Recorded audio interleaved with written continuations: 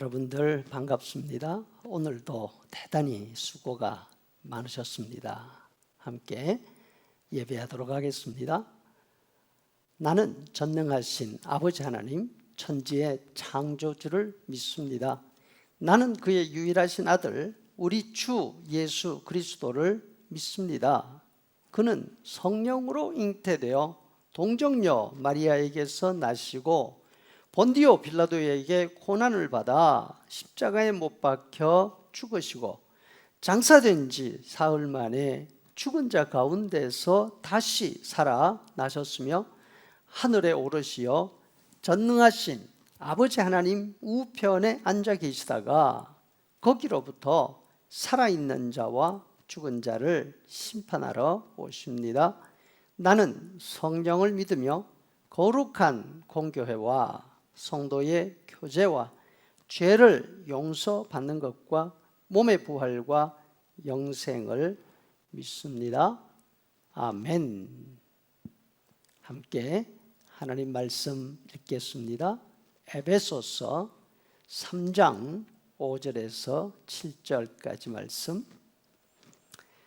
이제 그의 거룩한 사도들과 선지자들에게 성령으로 나타내신 것 같이 다른 세대에서는 사람의 아들들에게 알리지 아니하셨으니 이는 이방인들이 복음으로 말미암아 그리스도 예수 안에서 함께 상속자가 되고 함께 지체가 되고 함께 약속에 참여하는 자가 됨이라.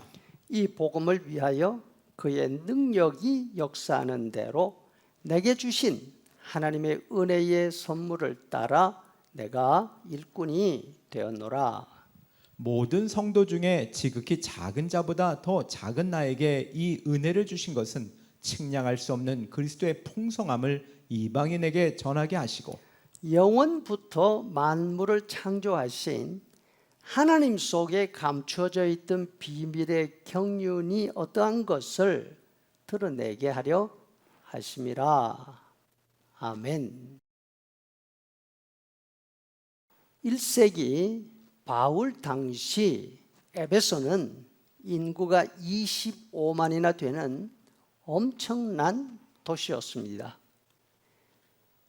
로마와 북아프리카에 있는 알렉산드리아, 그리고 지중해 건너 안디옥, 이 도시들과 더불어 에베소는 로마 제국 4대 도시 가운데 하나였습니다. 고대 7대 불가 사이로 생각되는 아르테미스 신전이 여기에 있었습니다. 지금도 유적이 남아있는 세계 최대 규모의 도서관과 헬라 철학을 논하던 중심지 두란노 서원 등 에베소에는 자랑할 거리가 너무나 많았습니다. 특별히 아르테미스 신전은 아테네에 있는 파르테논 신전의 크기에 4배에 달했다고 하고 매년 5월 아르테미스 축제일이 되면 24마리의 황소를 잡아서 제물로 바쳤다, 이렇게 합니다. 항구 도시로서 서쪽으로는 그리스, 남쪽으로는 이집트, 그리고 동쪽으로는 소아시아 지방을 거쳐서 팔레스틴까지 사방으로 뻗어 있는 교통망으로 지중해 세계 무역의 중심지였습니다. 그래서 바울 사도도 2차 전도 여행을 시작하면서 에베소에 가서 그곳에 복음을 전하고 교회를 세울 계획을 세웠던 것입니다. 여러 가지 여건으로 뜻을 이루지 못하게 되자 3차 전도 여행에서는 곧바로 에베소를 향해 갑니다. 그곳에서 3년 동안 복음을 전하고 교회를 세웠지요. 에베소는 도시는 말할 것도 없고 교회도 그 자부심이 대단했을 것입니다. 5년 정도 시간이 지난 후 바울 사도는 로마 황제의 재판을 받기 위해서 로마에 구금되어 있었습니다. 에베소 교회 소식을 듣고서 편지를 보냅니다. 이 편지에서 사도는 자신이 깨닫고 전하는 복음의 핵심을 다시 한번 요약해 주고 있습니다. 3절에 계시로 내게 비밀을 알게 하신 것은 내가 먼저 간단하게 기록하였노라. 이것은 이전 과거 세대에는 어떤 사람에게도 알려진 바가 없는 하나님의 비밀 계획이라고 합니다. 이제 자신에게 그 계시를 알려주시고 이 비밀을 다른 사람들에게 전하라는 사명을 주셨습니다. 7절에 이 복음을 위하여 내가 일꾼이 되어노라. 바울 사도가 맡은 아무에게도 알려진 바 없는 하나님의 비밀의 내용이 무엇입니까? 6절에서 말씀하고 있습니다. 이는 이방인들이 복음으로 말미암아 그리스도 예수 안에서 함께 상속자가 되고 함께 지체가 되고 함께 약속에 참여하는 자가 됨이라. 다시 말해서 이방인들이 유대인들과 함께 하나님 나라의 상속자가 되고 유대인들과 함께 한 몸에 붙어 있는 지체가 되고 유대인들과 함께 아브라함에게 주신 약속을 이어받는 사람들이 되게 되었다. 다시 말해서 복음 안에서는 유대인과 이방인 사이에 구별이 없어졌다는 사실입니다. 사도는 이 사실을 전하기 위해서 지금까지 고난을 당했고 환난 가운데에서 지내왔다 합니다. 그런데 여기서 하나 생각할 것이 있습니다. 에베소 교회는 유대인 교회가 아니라 이방인들이 모이는 교회였습니다. 2장 11절에 너희는 이방인이요 할례 받은 자들로부터 할례를 받지 않은 무리라 멸시를 받던 자들이라. 이방인과 유대인 사이에 구별이 없었다는 사실은 에베소 교인들이 이미 다 알고 있는 사실입니다.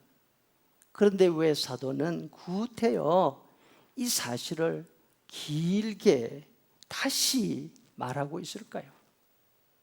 그 이유는 이미 오래전 논쟁이 끝난 이방인과 유대인 사이의 차별, 그 문제를 이야기하면서 그리스도 안에서는 하나가 됐다, 이 사실을 다시 한번 확인하는 것입니다.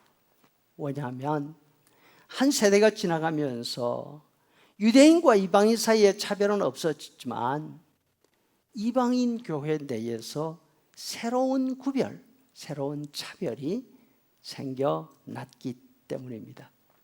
특별히 그 현상이 에베소 교회에서 두드러졌던 것입니다.